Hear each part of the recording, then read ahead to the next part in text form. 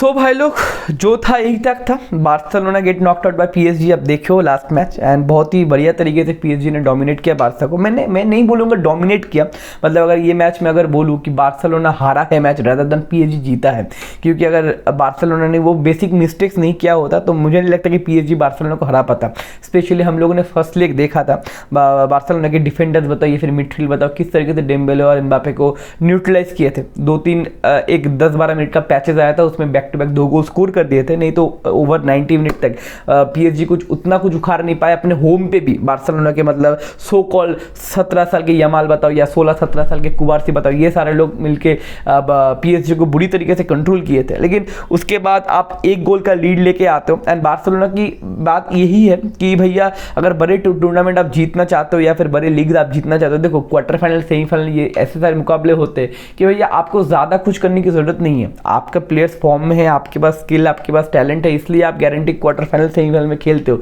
ये quarter final semifinal जीतता वही है जो गलती कम करता है। आपको गलतियां नहीं करना है, आपका नेचुरल गेम खेलना है। जो बंदा कम गलती करेगा वही बंदा भैया ये सारे टाइज जीतते, जो बार्सिलोना ने एकदम नहीं किया। बार्सिलोना ने भर भर के गलतियां किया, 2 बड़े गलतियां किया। एक रेड कार्ड बताओ ये, या फिर आप जाओ कैंसिलो को पेनल्टी बताओ, बात करेंगे एक एक करके।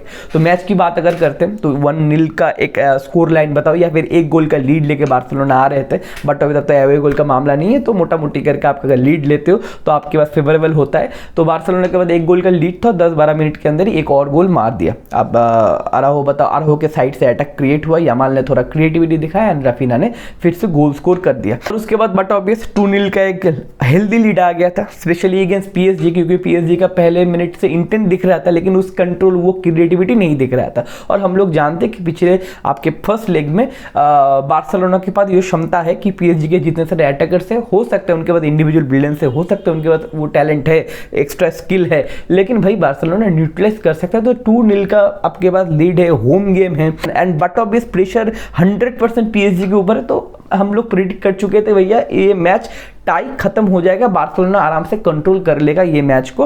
And I think PSG fight देगा लास्ट तक, लेकिन at the end of the day Barcelona semifinal के लिए क्वालिफाई हो जाएगा। लेकिन वो मोमेंट आता है जहाँ पे पूरा मैच टर्न अप होता है। नूनो मेंडिस बारकोला को बॉल देते हैं एंड बारकोला गोल के लिए आगे जाते हैं। आराहो पीछे से उनके कंधे पे हाथ रख देता है, बोलता है कि भैया बारकोला किधर जा रहा है, और बारकोला ये सुन के भैया गिर जाते हैं एंड अराहो को डायरेक्ट रेड कार्ड मिल जाता है। And that is the but obvious most important turning point of this game.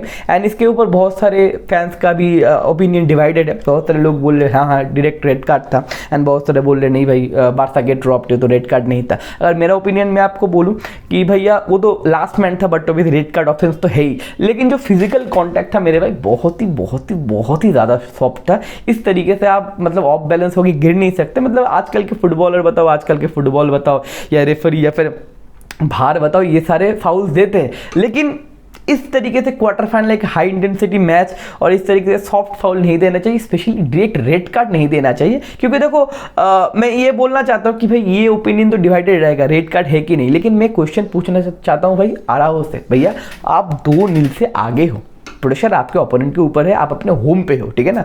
और ऐसा भी नहीं कि भाई 1-on-1 आ गया था, आगे कोई गोलकीपर नहीं था। अराहो को अगर बीट भी कर लेता आराम से आपका बारकोला, उसके बाद कुबारसी या फिर कुंडे बैकअप के लिए कवर के लिए आ रहा था। उसके बाद आपके पास टर्स्टेगन है, पिछले 2-3 मैच में टर्स्टेगन जब से वापस आया आप देखिए कि टर्स्टेगन गोल में कितना कंफर्टेबल जो होता भी है। टर्स्टेगन आने के बाद बार्सिलोना का डिफेंस बताओ या फिर गोल पोस्ट बताओ बहुत ज़्यादा सिक्योर है, तो भाई टर्स्टेगन भी है। एंड ना ओट्स केस्ट अगर बारकोला भैया गोल दे भी देता तो क्या होता भैया, 1 गोल का लीड आपके पास रहता, आपके पास फुल 11 प्लेयर्स रहते, होम गेम है, and at the end of the day भैया वो पीएसजी है, वो गू टीम है, ठीक है ना, वो भैया लास्ट में हगी देते, मतलब कुछ ना कुछ तो होता है।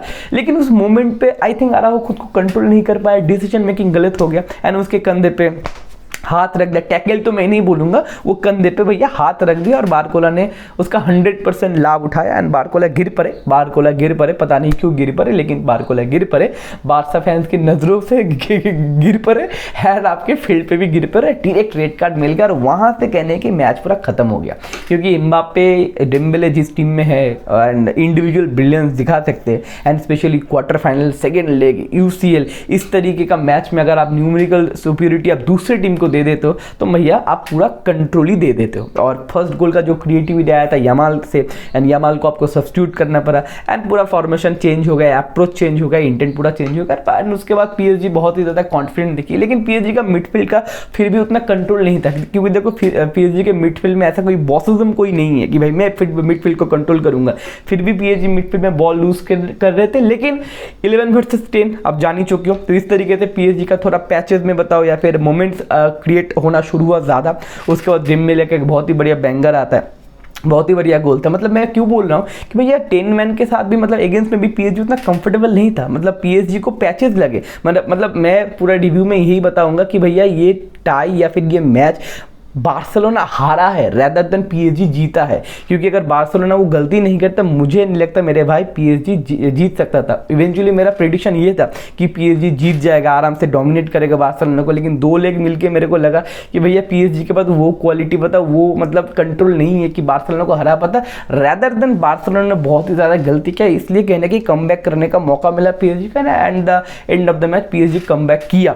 एंड उसके बाद डेम्बेले का गोल आता है, एंड सेकेंड गोल आता है विटिना का, एकदम पूरा एकदम बैंगर एकदम वर्ल्ड ही आता है। कॉर्नर मिलता है, डेम्बेले शॉर्ट कॉर्नर लेते हैं, जोन 14 को पूरा छोड़ देते हमारे बार्सिलोना वाले, क्योंकि बटो भी एक मैन कम थे, लेकिन फिर भी वहाँ पे गाइड करने की दरकार था, बहुत स्पेस मिलता है। विटिना एक बैंगर मारते, सेकेंड गोल मिलता है। एंड थर्ड गोल के ऊपर देखो 1-2 हो गया था, उसके बाद भी बार्सिलोना के पास मौका था मेरे भाई। फिर एक डेम्बेले को बॉल मिलता है, डेम्बेले भैया बॉक्स से बाहर जाते हैं, मतलब वो गोल के लिए बताओ या फिर कटबैक भी नहीं कर रहा था, लेकिन जाओ कैंसिल भाई साहब उनके पैर को सैंडविच कर देते और डेम्बेले के ऊपर टैकल मार देता, डेम्बेले भैया गिर पड़ता। डेम्बेले तो इस टाइम या ये सब मोमेंट के लिए बने हैं कि कब मेरे को कोई टैकल मारे और मैं गिर जाऊंगा, बट वो पेनल्टी था, वो थर्ड पेनल्टी भी मिल जाता है। एंड एम्बापे बहुत ही बढ़िया एक बैंगर, बहुत ही बढ़िया एक पेनल्टी स्कोर करता है। एम्बापे तो इस टाइम पे पेनल्टी भैया मिस भी नहीं करता, क्योंकि उसके बाद एक अलग लेवल का कॉन्फिडेंस है वर्ल्ड कप फाइनल के बाद। एंड उसके बाद 3-1 का लीड हो जाता है, लेकिन उसके बाद भी बार्सिलोना के पास मौका था। मैं बोल रहा हूँ ना कि बार्सिलोना भैया 11 मैन के साथ आता पूरे 90 मिनट, तो भैया पीएसजी उनको नहीं हरा पाता। फिर भी बार्सिलोना के पास मौका था, कुंडोगन ने एक पोस्ट हिट किया, लेवेंडोव्स्की एक बॉल साइड कर सकते थे, लेकिन बंदे ने शॉट मार लिया, वहाँ पर भी अगर गोल हो जाता तो मैच टाई हो जाता और एक्स्ट्रा मिनट तक मैच जाता। और एक्स्ट्रा मिनट तक अगर मैच जाता, अगर पेनल्टी तक खींच सकते थे या फिर एक्स्ट्रा मिनट में कुछ हो सकता था, तो भी एक क्वेश्चन मार्क, तो भी एक मौका था। लेकिन बार्सिलोना इवेंचुअली वो मोमेंट बरी नहीं कर पाते। मैं बोलता हूँ भैया बड़े लीग या फिर यूसीएल बताओ, आपको जीतना है तो आपको मोमेंट्स बरी करने पड़ेंगे, क्योंकि देखो 90 मिनट्स तक अच्छा खेलना ही पड़ेगा, उसके बाद आप जीतोगे, डजंट मैटर। आप अगर मोमेंट्स बरी करोगे, आप अगर मौके पे चौका मारोगे तो आप कुछ कर सकते हो, लेकिन वो इवेंचुअली नहीं होता। And at the end of the day Dembélé का ट्रीटमेंट होने का एक्सपेक्टेशन था, लेकिन डेम्बेले ट्रीटमेंट देते हुए, Dembélé man of the match लेते हुए बहुत ही बढ़िया परफॉर्मेंस। एंड मुझे लगता है कि दोनों टाइम मिला के ना एम्बापे से ज़्यादा कॉन्ट्रीब्यूशन एंड एम्बापे से ज़्यादा अच्छा परफॉर्मेंस भाई उस्माने डेम्बेले का है। एंड डेम्बेले सेमीफाइनल खेलेंगे एंड डॉर्टमुंड के साथ। एंड अगर दूसरे मैच की बात करें, वहाँ पर भी मैंने मैच देखा नहीं, मतलब मैच चल तो रहा था, लेकिन मेरा फोकस इसी मैच के ऊपर था। But obvious PSG and Barca का मैच, तो भैया डॉर्टमुंड एटलेटिको मैड्रिड का मैच क्यों देखूंगा। एक बार मेरा नजर गया था लेकिन मैं उस टाइम पे अलवारो मोराता ने एक बहुत ही बढ़िया मिस कर दिया था, ठीक है ना, 1v1 गोलकीपर के साथ वो बंदा था और बंदा बहुत ही बढ़िया तरीके से चिप करके बंदा मिस कर गया। वो सीन देख के मेरा इंटरेस्ट और भी भैया गायब हो गया। भाई ये फालतू टीम का मैच मैं नहीं देखूंगा। देखो Atletico Madrid is the team, दे बड़े टीम के साथ हराम बॉल खेल के उनको थोड़ा अपसेट कर सकते हैं, लेकिन उनसे अगर कोई कमजोर टीम एटलेटिको मैड्रिड को दे दो तो भैया वो आउट हो जाएगा, तो भैया वो अच्छा फुटबॉल नहीं खेलेंगे। वही है Atletico Madrid being Atletico Madrid, तो भैया उनकी बात छोड़ो। डॉर्टमुंड कहने के सेमीफाइनल खेलेगा एंड पीएसजी एंड डॉर्टमुंड का हमको सेमीफाइनल देखने को मिलेगा, तो थोड़ा रफ पैचेज या फिर थोड़ा कम स्पाइसी वाला सेमीफाइनल में हम लोग को देखने को मिलेगा। एंड आज का जो बड़े मुकाबले उसके ऊपर हम लोग को नज़र मारना पड़ेगा, सिटी वर्सेज आपका जो मैड्रिड का बताओ या फिर एलेंद्रना में जो आर्सेनल वर्सेज आपका बायर्न म्यूनिख का मुकाबला है। तो आज का रिव्यू या फिर प्रीव्यू आपके मिल जाएगा इंस्टाग्राम में। तो इस तरीके से मैच खत्म होता है मेरे भाई। एंड बार्सिलोना बताओ, जो अभी बताओ, जो एक एक्सपेक्टेशन था कि सेमीफाइनल जाने का मौका था, इवेंचुअली फाइनल भी जाने का मौका था, क्योंकि मुझे लगता था कि भाई डॉर्टमुंड एटलेटिको मैड्रिड जो भी आए बार्सिलोना उनको पेल देगा, क्योंकि बार्सिलोना के पास वो टेक्निक बताओ, वो स्क्वाड डेप्थ, वो क्वालिटी ज़्यादा है। लेकिन बहुत ही कुछ गलती, कुछ मिस्टेक्स, कुछ मोमेंट्स पे मैच्योरिटी ना दिखाने के लिए बारसा आज नॉकआउट हो गया। एंड जावी को भी रेड कार्ड मिला था इवेंचुअली। रिएक्शन भी बहुत गंदा था भैया, वो लात वात मार दिए थे किसी उस जगह पे कुछ था, उसको लात वात मार दिए थे। तो ये है पूरा का पूरा सिनेरियो।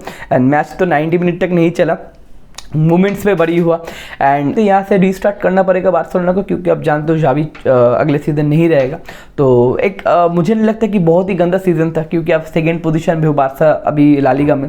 एंड क्वार्टर फाइनल में आप गए हो, पिछले 2 साल बाद आप क्वार्टर फाइनल में गए हो, और क्वार्टर फाइनल में अच्छा खासा परफॉर्मेंस दिए हो, क्योंकि 10 मैन डाउन होने के बाद भी बारसा का बॉडी लैंग्वेज कम नहीं था, बार्सिलोना अटैक कर रहा था, एक पॉजिटिव इंटेंट दिखा रहा था। देखते आने वाले साल में कौन सा नया कोच बार्सिलोना का जिम्मा उठाता है, एंड यहाँ से बार्सिलोना कैसे रीस्टार्ट करता है आपको। एंड अगर आप बारसा फैंस हो तो डिमोटिवेट होने की बिल्कुल ज़रूरत नहीं, बहुत ही अच्छा खेला आपका टीम। कुछ गलतियाँ, कुछ मैच्योरिटी बताओ कम होने के लिए, एंड कुछ मोमेंट्स पे कुछ कंफ्यूजन या फिर डिसीजन मेकिंग ना होने के लिए बारसा एलिमिनेट हुआ। नहीं तो बारसा फेवरेट था इस टाइम में, मतलब आफ्टर द फर्स्ट लेग। तो देखते आने वाले मैचेस में क्या होगा। एंड सिटी एंड मैड्रिड के लिए हम लोग लाइव वगैरह करेंगे। तो मिलते हैं रात में मेरे भाई लोग, तो टेक केयर, बाय बाय।